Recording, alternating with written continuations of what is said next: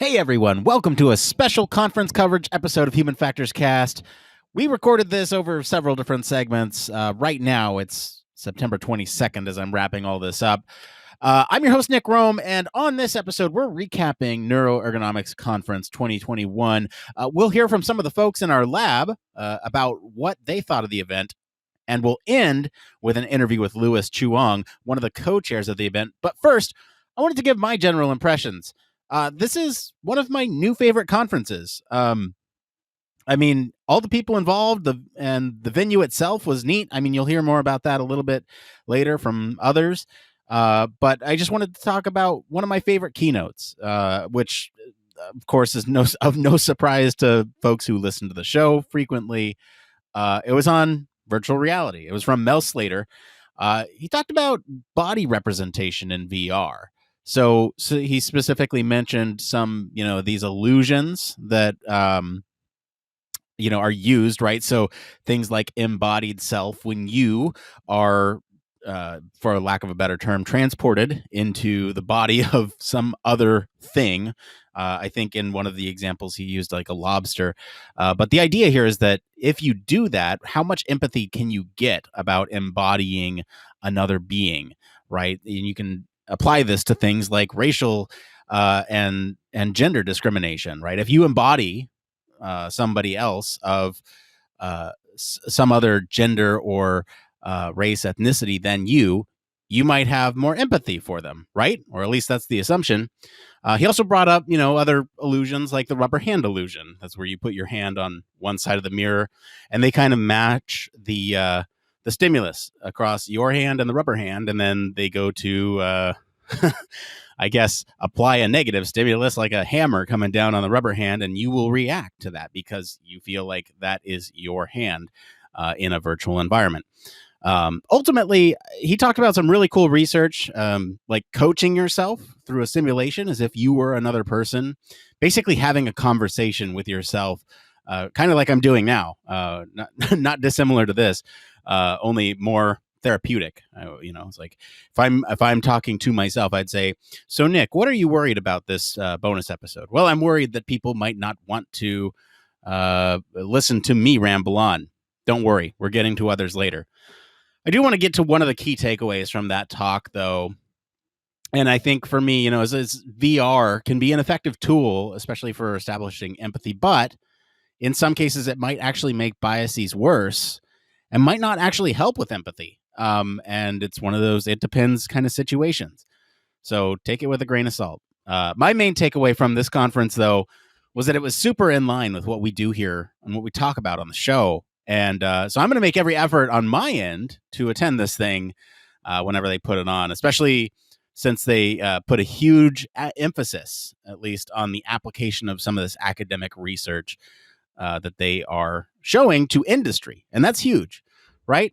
Well, enough of my rambling. Let's hear from some of the lab members about what they thought of the conference this year. Hi, I'm Matteo, and I'm one of the members of the Human Factors Cast Media Lab. And last week I was able to attend the Neuroergonomics Conference online. It was actually quite an interesting setup as they were using a system called Gather, which creates an online hangout space. So we were able to move between different rooms to go to different talks. So you could see like people standing in front of their posters on the screen. You could have little video chats with them. I reckon it was a great way to have a conference set up, and looking forward to seeing how other events use that. I was actually able to also get to a couple of the talks. One was about using sort of biosensors in vehicles to detect driver behaviours and potentially predict health outcomes from that, and diagnose disease conditions. And the other one was about the ethics in AI and neurotechnologies. So I'll go into both of them for a brief overview in a moment. The first talk that I got to attend was titled Digital Biomarkers from Sensors in Cars and Devices. This was presented by Matthew Rizzo from the University of Nebraska. So the whole concept of this presentation was based around your car being your doctor. So essentially, being able to try and earlier predict and diagnose various conditions and diseases based on your driving behaviours. And I thought this was great because driving is probably one of the activities that a lot of us do the most, other than sort of sleeping and eating and going to work. We go out with our friends, we go on road trips, we drive to the shops, we drive to work. There's so much time that we spend driving and so much untapped data in what we're doing that can link back to various conditions at a much earlier time. So he went on to talk about how they've been doing stuff to basically earlier diagnose things like Alzheimer's disease and diabetes, just based on erratic and unpredictable driving behaviours. And then talking about, I guess, some of the different technologies and systems, sensors that they've been using to do that, both in sort of clinical trial test environments, using driving simulators, all these different metrics that they're measuring, such as steering wheel position, accelerator and brake, time to collisions, the speed, all the variations in what you're doing with crossing over lanes inadvertently. It was really a meaty talk, and I've got to review a lot of it myself, but I was just extremely impressed at the level of detail that Matthew went into, and talking about the differences between results that they get from simulators and then results that they get from, obviously, like black box type devices, dashboard cameras and other sensors on board vehicles from real world situations. So this is something that I'm definitely going to look into a little bit further myself, and that was the first talk that I got to attend. The second talk that I got to attend at the conference was Ethics of AI for Neurotechnologies. Now, that can go down various deep, dark rabbit holes.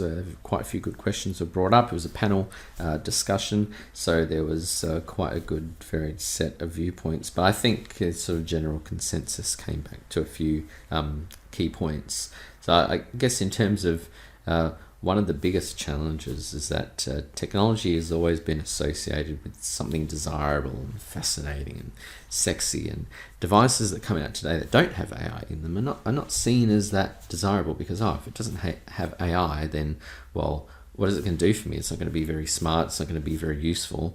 But then a lot of the devices that are coming out with AI built into them don't really let you know about a lot of the issues that they have around various biases in their algorithms, security issues, and where your information is being stored, what's being done with it, what algorithms your data might be helping to create that may have some other unintended consequences. One of the biggest challenging areas for AI, particularly neurotechnologies, is obviously the health domain, the healthcare system. People are now wearing Fitbits, Whoop bands, various sensors for all sorts of things, intelligent diabetes monitors. What are the implications of these devices and the data that's being stored? Are insurance companies going to get a hold of this and start to raise your premiums because they see, you haven't actually done your 10,000 steps for the day, for example. So there's a lot of things that come out of this. Also, there doesn't seem to be any clear agreements or consensus on how technologies are to be used in a security context for national security. So there's a lot of debates around that. Privacy with our brain data, our thoughts. What is the privacy of our thoughts? How are we going to tackle that?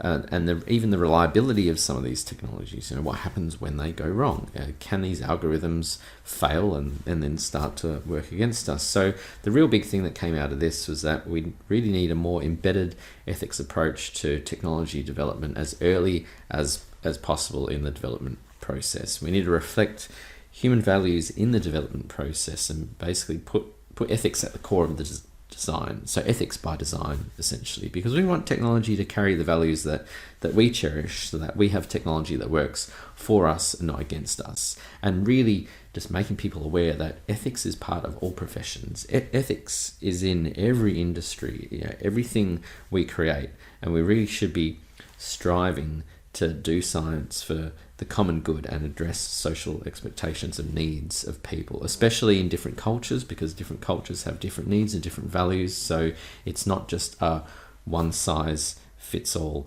approach.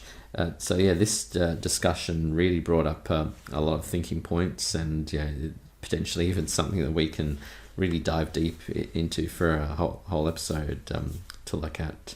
But the attending the conference was great. Appreciate being able to attend as part of being one of the Media Lab members for the Human Factors cast, and I look forward to more collaborations like this, and just really spreading the word about human factors across all industries.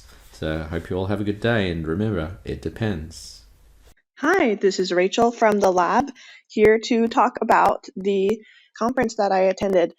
I wanted to highlight a little bit about the platform we were using, and it was super, super cool because you got to customize your own person that was walking around and exploring, and you were only able to hear and see other people if you were nearby. So it kind of replicated a real conference in that way. I really can't wait until the next one. Hi all, this is Katie from the HFC lab. I had such a great time at the NEC conference from start to finish. I loved using Gather for the conference and thought the organizers did a great job of setting up the rooms for the panels and poster sessions. It was so much fun getting to create my avatar and join everyone else for the group photo at the end of the conference. All of the panels and presentations I attended were excellent. I would like to give a special shout out to the Women in Neuroergonomics panel and to the Future of Work keynote. It was wonderful to be able to learn from these amazing women about how they have handled the challenges that women face when it comes to succeeding in the neuroergonomics space, from not being taken seriously to finding a good work-life balance. To hear from such impressive women that they, too, have had to overcome such hurdles as imposter syndrome was so inspiring, and it is a great feeling to know that you are not alone in these sorts of things. The Future of Work keynote was very interesting as well, and highly topical as more companies consider what their workplaces will look like post-pandemic. It was fascinating to learn how the brain responds to getting to have breaks throughout the day, and to see the differences in brain activity between no breaks and breaks. After seeing that studies about the future of work have placed a huge emphasis on employee well-being as the key to greater productivity, especially in a hybrid work environment, I'm excited to see where work will go. All right, now let's get to my interview with Lewis. I did want to just take a quick little note here that there were some audio quality issues during this part of the program on my end. Lewis's audio is fine, so apologies for that. But fortunately, Lewis is doing most of the talking in this interview, so I really hope you all enjoy my conversation with Lewis.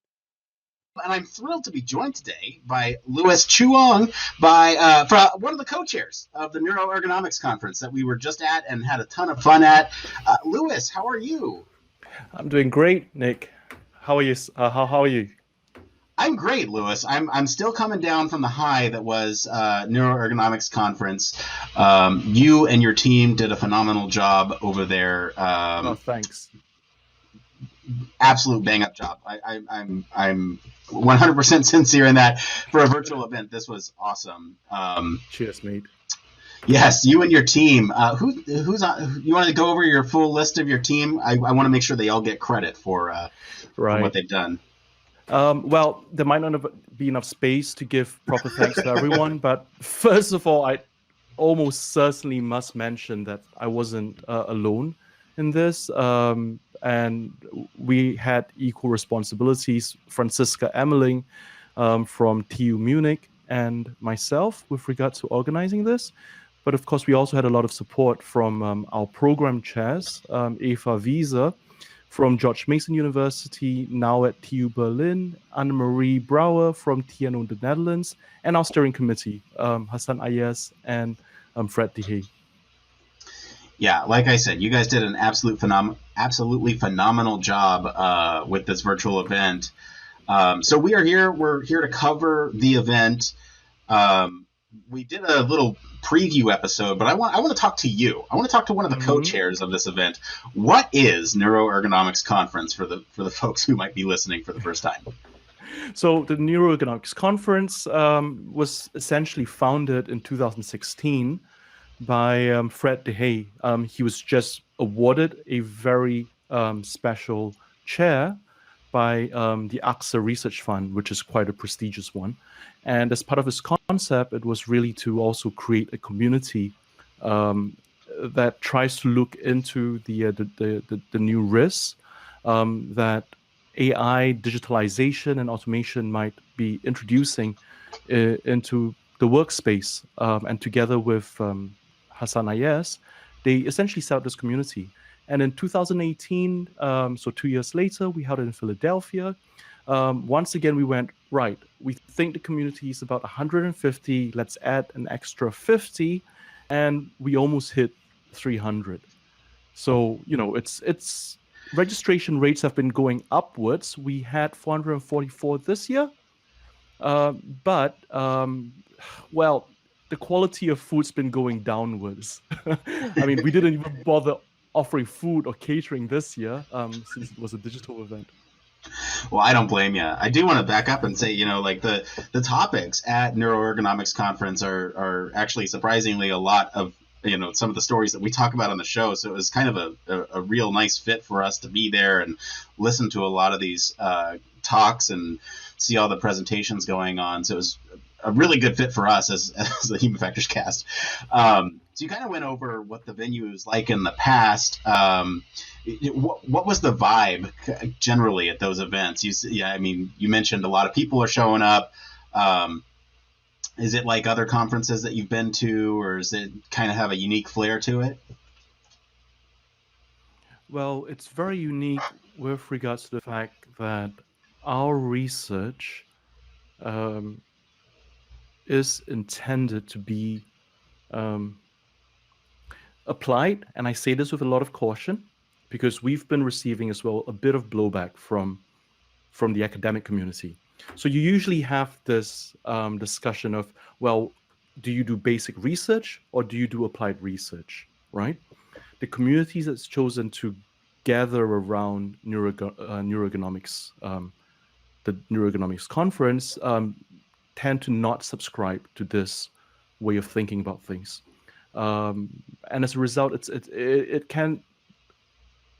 a fairly informal setting, as you might find in any case in many friendly academic conferences.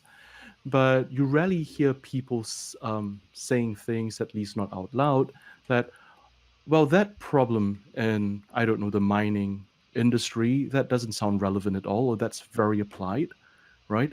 Rather, they might take pause and think about, well, what does this mean with regards to what we actually know about the brain or a brain mechanism? So that's been the culture, or that's generally been the feel at these conferences. I think the open-mindedness is inherent to the Neuroergonomics Conference in that regards.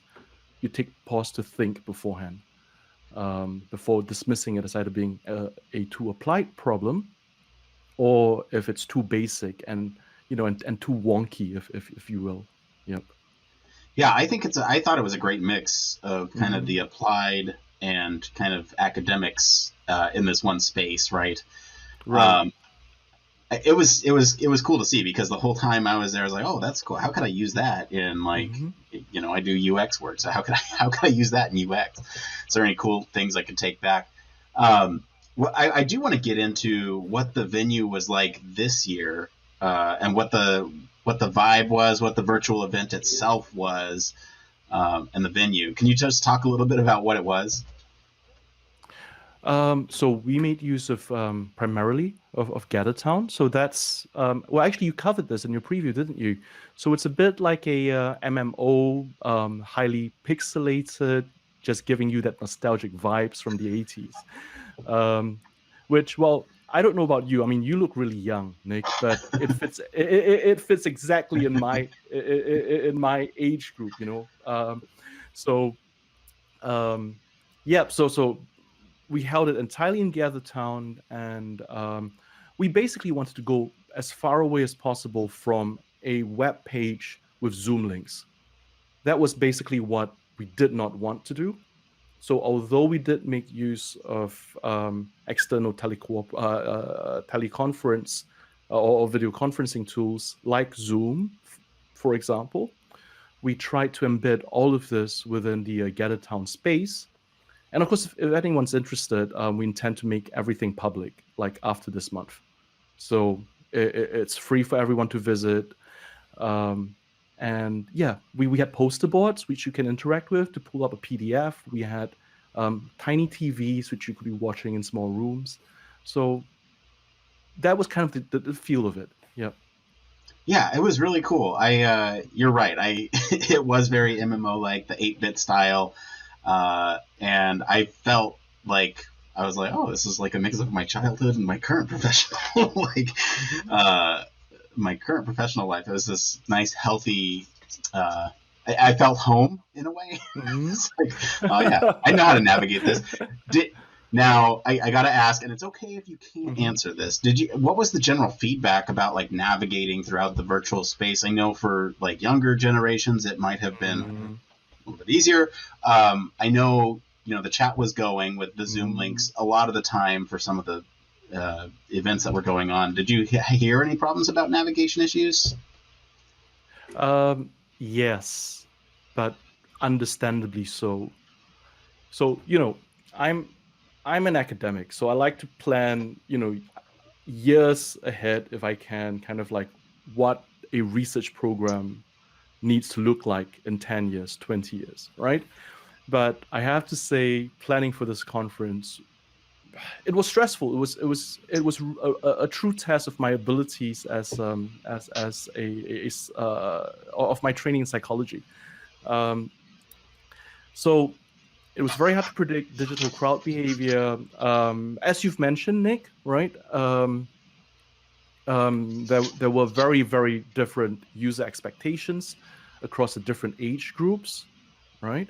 So I think the younger crowd got it immediately, even though it was very retro in terms of its visualization. But you did have the more established colleagues who thought it might be a bit too much. They had to relearn a completely new software. So what we had to do was basically to have to manage these expectations, and I was really well supported by an excellent support team. So we had, for example, one in charge who was solely responsible for supplying emergency Zoom links if possible, and another student helper who was on site, so to speak, as a tiny avatar, very visible, with a bright yellow top hat, walking around and asking people if they needed directions in the digital venue, and handing out Zoom links as well if that was the only possible way for them to get to the next lecture, the next talk. Yeah, but as much as possible, we try to get people invested in the venue without compelling them or forcing them to use it. Yeah, if they don't want to. And I think that was the real challenge. Yeah, I mean, you and your team had the virtual venue up like weeks before the event, so people could familiarize themselves with it. So yeah, I mean, I thought the venue was a success. Despite some of the weird technical issues with the links, but overall, just a great venue. I do want to talk briefly about. Well, I'm going to jump in right there, and you can cut this out. So, actually, it's funny you should mention that, because we had a link and we allowed public access to the venue. But what visitors might not have known was that we actually had two venues. One that we allowed people to visit freely, which was a copy of what we were really working on behind the scenes. And when people weren't noticing, we flipped it, just like in Inception. Oh, there you go. Yeah. So there were way too many insider references within our backroom Slack channel to the Matrix, Inception, and all our nerdy films, and that kept the team in extremely good spirits. But anyway, you were saying, sorry, I didn't mean to interrupt. Yeah. Well, and some of that even spilled over into the little Easter egg hunt that you guys had too. That was fun to do. Oh, that's true. I have to congratulate you, Nick, for coming in second in our Easter egg hunt. Thank you. Yeah, that was a ton of fun to do. I actually logged in on I guess it was Sunday for me, and I was like, I'll check it out. Right. It was like afternoon for me. My family were about to go out. I was like, I'll check it out. And I was getting really close, and I was like, oh, shoot, I got to figure this out before we leave. And I think I did it 10 minutes after the first person submitted theirs. Oh, fantastic. Well, you could have almost been first. Almost, yeah. I was a little mad I didn't get first. I do want to talk about some of the themes from the conference, just high level. There were a lot of great talks, a lot of great speakers, a lot of great posters, and plenary talks. Fireside chats. I just want to get your take on what some of the themes were. Right. So we were very sensitive to what's been going on for the last year with the pandemic and how work's changing. In the sense, it's actually brought focus to what we're trying to achieve here, which is whilst human factors and ergonomics have been historically and traditionally focused on physical work and the amount of stress that you might be placing on the body, right? I think the last year has made it absolutely clear that considering stresses and strain on the human mind, on our social interactions, must be considered if we're going to take a user-centric perspective on work. So one of the key themes was really about what the future of work might hold. And for that, we were very fortunate to get Shamsi Iqbal from Microsoft Research to give a industry keynote on that topic.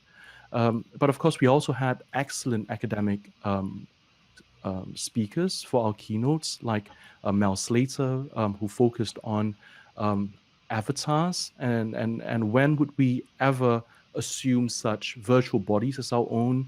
Daphne Bavelier, whom I know Blake's an absolute fan of, spoke about how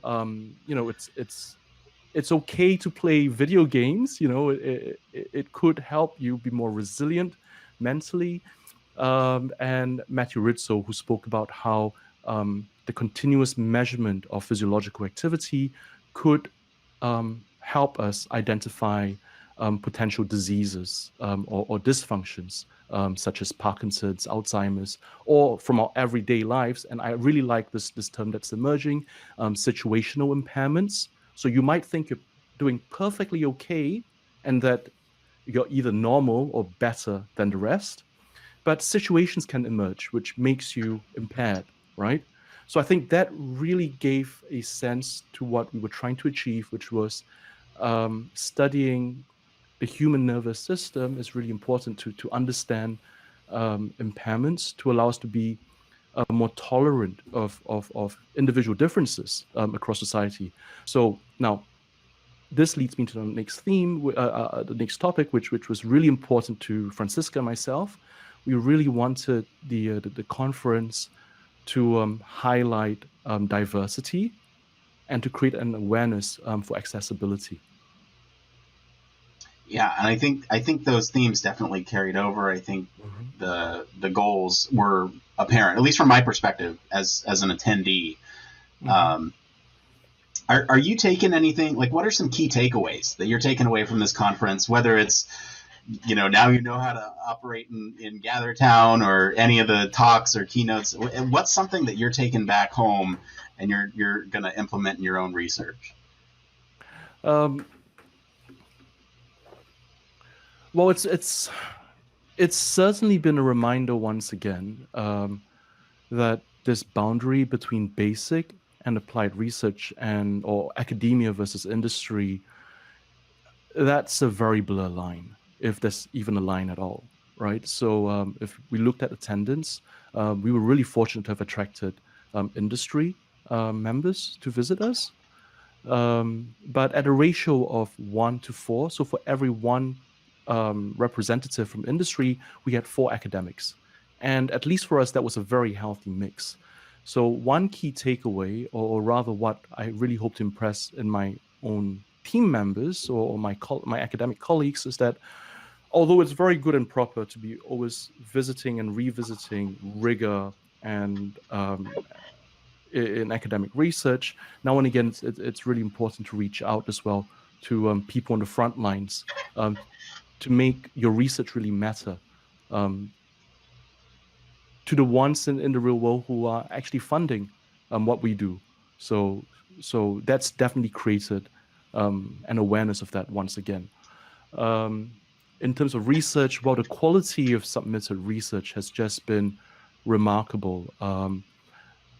So I find it very hard to pick a single submission or contribution that I would really like to highlight, especially from the academic community. So I'm just going to shift focus to one new event that we introduced this year that turned out to be really popular, and that's the fireside chats. So when I first suggested it, I did receive a little bit of pushback when I said, "Hey, why don't we have this really informal event like a fireside chat? Which one of your more famous presidents actually popularized many years back, right?" And but now it was kind of like more of an informal conversation between a highly established and esteemed neuroscientist, right, and someone from industry to just have a conversation, to set an example for that conversation, right? So we were really fortunate to have reached out and convinced colleagues from the food industry, from aviation, from leadership selection and training,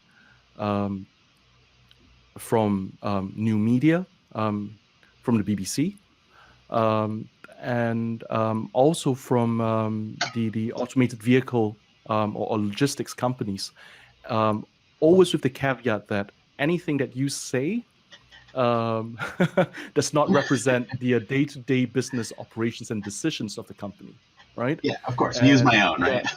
Yeah. Exactly. And we're so, we're so privileged that they all agreed to do so, because they're also researchers, active researchers within their own companies, and they saw the value in reaching out to academia. But I think it really needs to go both ways. So I hope that these fireside chats served as a template, for conversations, as to how conversations could take place between members of my community and industry, and vice versa. Yeah. Can I just say, as somebody in industry, I really appreciate that take, because I feel like a lot of times I go to conferences and I go, okay, this is a lot of research. What's the takeaway from me? And when you have sort of an emphasis on creating those relationships between academia and industry and providing those takeaways for the folks who are actually using this in real world settings, I think that is just incredibly important. And Blake and I have talked about it on the show a million times. Any of our listeners could tell you we're very passionate about that. So and I think that's part of one of the reasons why I'm so jazzed about this conference, is because I felt it as a conference going attendee. So it absolutely came off. I do want to jump into what the plans are for next time. Is it next year? Is it 2 years from now? Right. So the next Neuroergonomics Conference will be taking place in summer 2022. And we're really fortunate to have Maram Bixson from CUNY to be organizing it. And he's a world-leading expert on current stimulation. So both transcranial current stimulation, and he'll be leading the team next year and organizing it. So, well, we're looking forward to seeing you in New York next year. If I were to plug one thing, that's the one thing I'll be plugging. The Neuroergonomics Conference, the 4th Neuroergonomic Conference in NYC next year. Excellent. Yeah, we're going to try our hardest to make it over there. And because, again, it was just a fantastic event. And hopefully, by that time, COVID will completely blow over. It can be in person.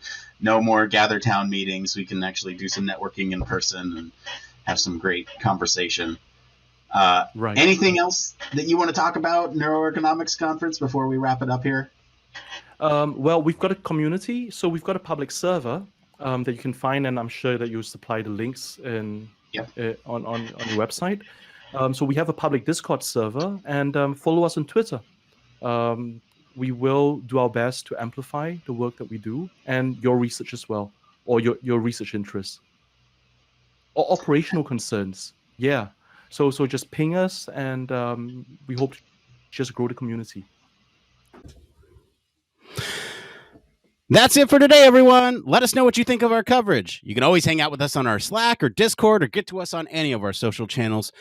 You can visit our official website, sign up for our newsletter to stay up to date with all the latest Human Factors news. If you like what you hear, you want to support the show, leave us a 5-star review. That's free for you to do. Tell your friends about us or consider supporting us on Patreon.